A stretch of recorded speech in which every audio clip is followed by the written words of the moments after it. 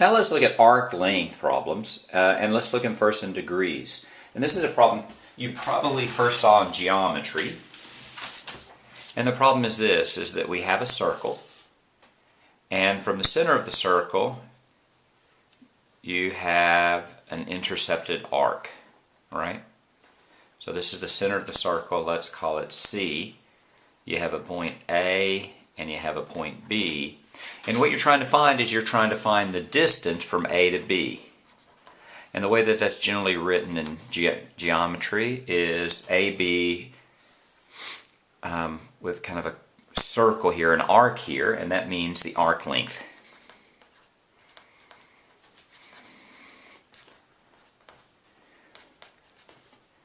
From A to B.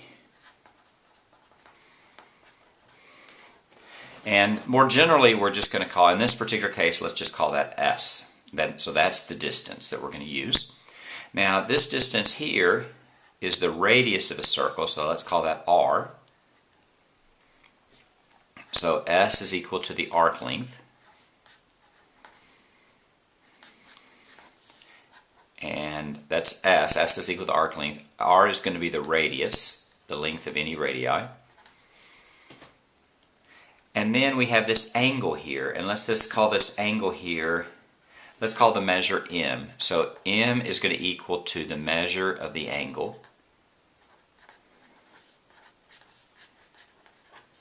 And that's actually called the central angle. We're not going to spend too much time on definitions, but that's what we call that in geometry, the central angle. And we're going to measure that in degrees. So with those definitions, with those notations, right, this is the length of the radius, this is the measure of the angle, and this is the length of the arc, then we know is that the arc length is equal to M over 360 times 2 pi r.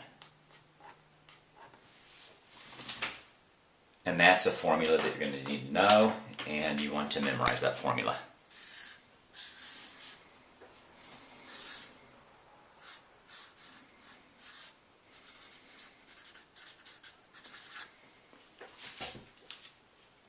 And then let's talk for a second about why we have that formula, why it makes sense.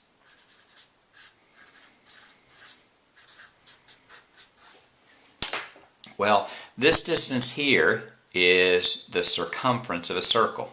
So that's the length all the way around.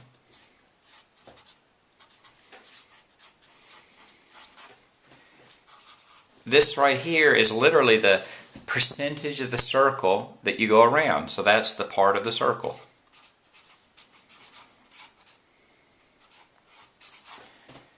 And this is the arc length. So let's think of a simple example, and we can see that illustrated. Let's say you had a circle, and the radius was 4.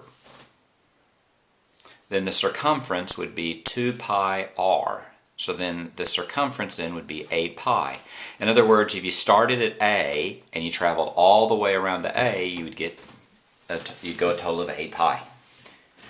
So what happens if you went halfway around? If you went halfway around, you wouldn't go 8 pi, but 4 pi. And if you went half of that, then you would not go 4 pi, but 2 pi.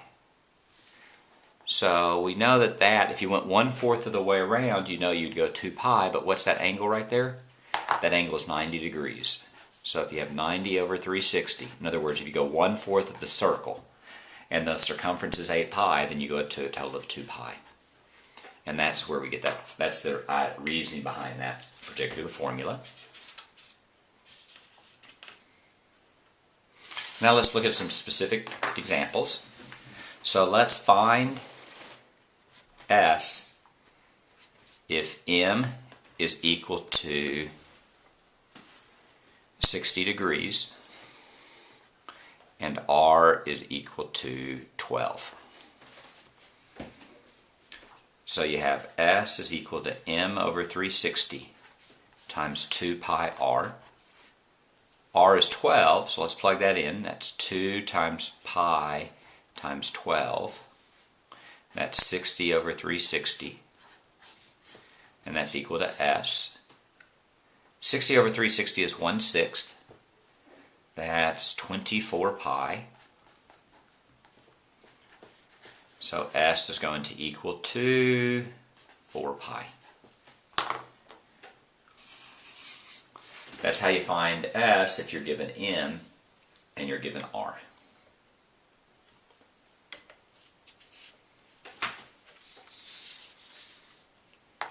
Let's look at a little bit different problem. Let's find the angle if S is equal to 36 pi and R is equal to 10.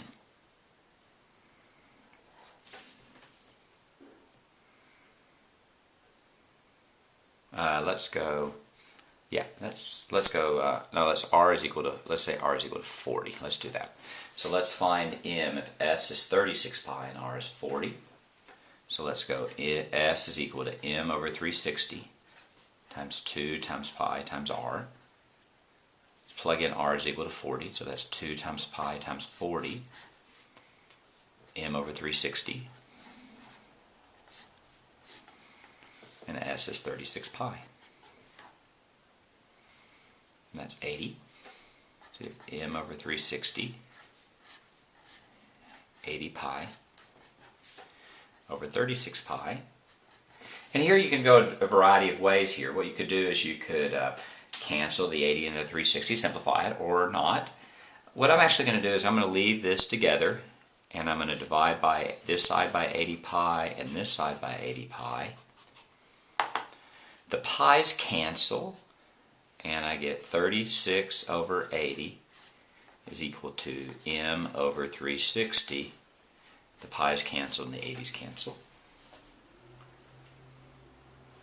And here I have to think about whether I want a decimal or a fraction. If it's in degrees, it's fine actually to have a decimal. In fact, that's kind of expected. So I'm actually not going to simplify that. I'm just going to multiply both sides by 360. So I have 36 times 80 times 360 is equal to M. What did I do here?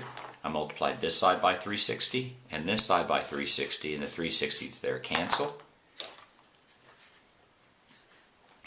And I'm going to do that on my calculator.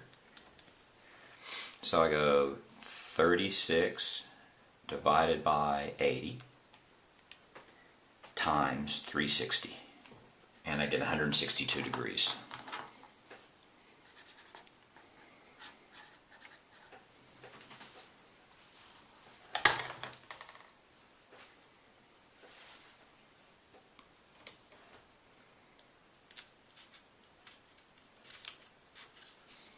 And let's do another problem where we find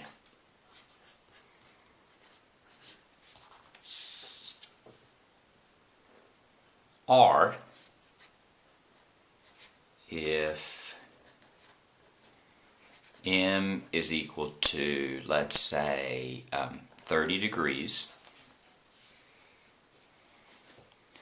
and S is equal to 48 pi. So you have S is equal to M over 360 times 2 pi times R. Let's plug the problems in. That's 30, so that's 30 over 360 is equal to 2 times pi times R. And S is 48 pi. This case I am going to cancel. It's just going to be easier. 30 goes over to 360. 30 goes into both of those. So that's 1/12 times 2 times pi times R is equal to 48 pi. And that's going to be 2 pi over 12, so that's pi over 6. There's no rule about when you want to simplify the fraction. You can simplify it later if you want to. In this particular case, it's probably easier to do it here. Now what I need to solve for R, so I want to divide by pi over 6. Or instead of dividing by pi over 6, I can multiply by the reciprocal. So I'll multiply this side by 6 over pi, and I multiply this side by 6 over pi. If I do that, the 6 and the 6 cancel, and the pi cancel. So on this side I simply get R. Here the pi's cancel, and I get 48 times 6. Let's see what 48 times 6 is.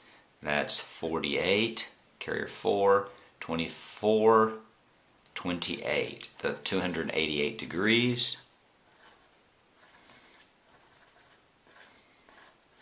I'm going to go ahead and do that on my calculator to make sure I did it right.